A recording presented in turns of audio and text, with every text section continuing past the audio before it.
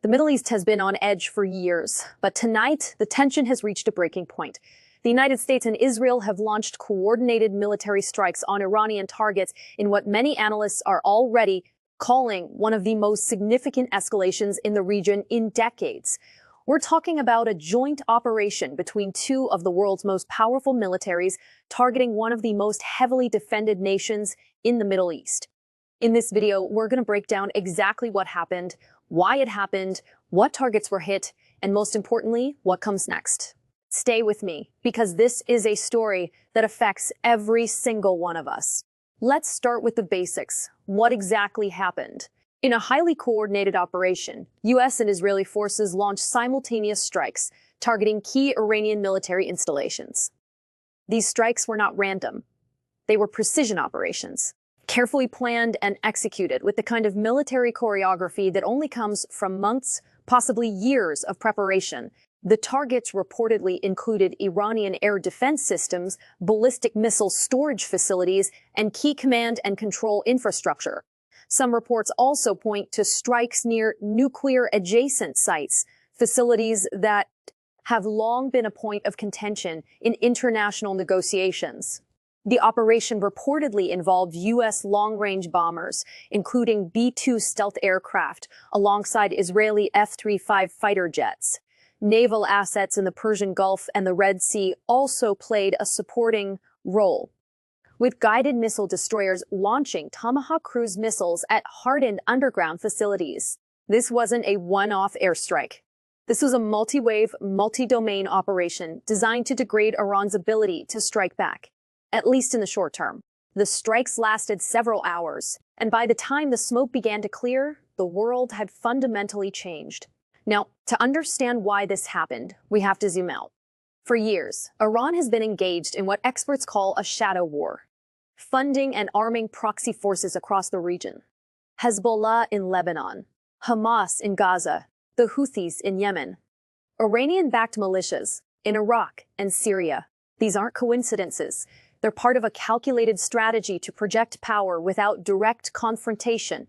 But that calculus began to shift. Iran's ballistic missile program has advanced rapidly. Intelligence assessments indicated that Iran was closer than ever to weapons-grade uranium enrichment.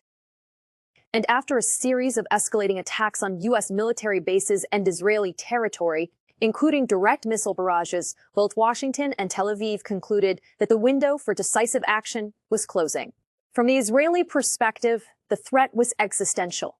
Iran has openly called for Israel's destruction, with long-range missiles capable of reaching Tel Aviv and a nuclear program that diplomacy has failed to stop. Israeli leadership made the case that waiting was no longer an option. From the U.S. perspective, the decision was harder.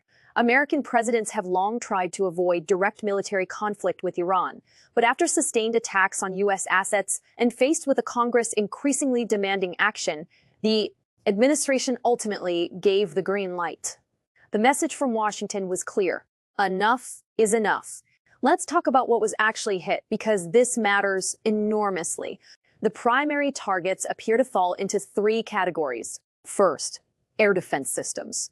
Iran has invested heavily in Russian-supplied S-300 and domestically developed Bavar 373 missile defense batteries. Taking these out was step one. It's what military planners call suppression of enemy air defenses, or SIDA. Without these systems, Iran's skies are open. Second, ballistic missile infrastructure. Iran has one of the largest ballistic missile arsenals in the Middle East. Strikes targeted missile storage depots, launch facilities, and production sites. The goal here wasn't just to destroy existing missiles, it was to set back Iran's ability to produce more. Third, command and control nodes.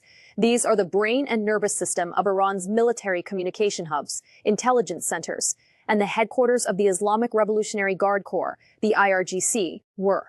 Reportedly among the targets, disrupting command and control creates confusion and slows any retaliatory response.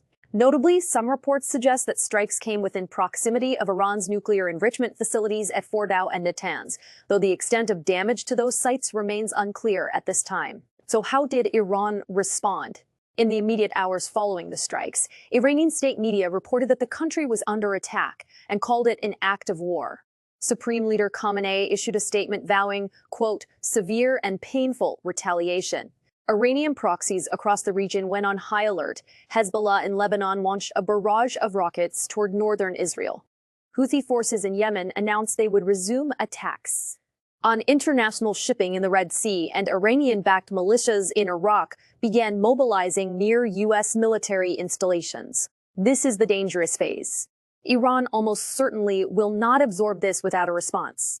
The question is, what form will that response take? Will it be a direct missile strike on Israeli or American targets?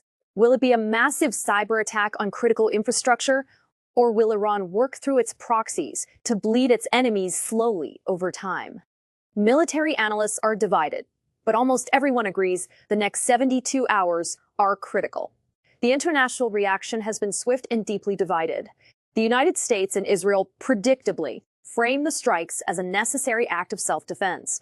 The White House released a statement saying the operation was targeted, proportional, and aimed at preventing a greater catastrophe.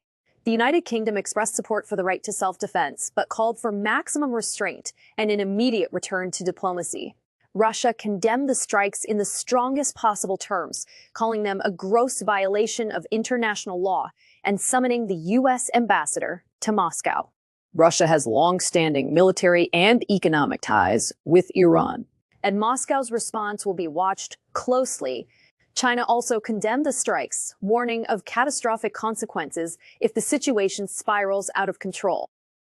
China has been deepening its ties with Iran as part of its broader strategy to counter U.S. influence in the region. Saudi Arabia, in a notable development, issued only a muted statement calling for calm, widely interpreted as tacit approval of the operation. Saudi Arabia and Iran are bitter regional rivals, and Riyadh has no love lost for Tehran.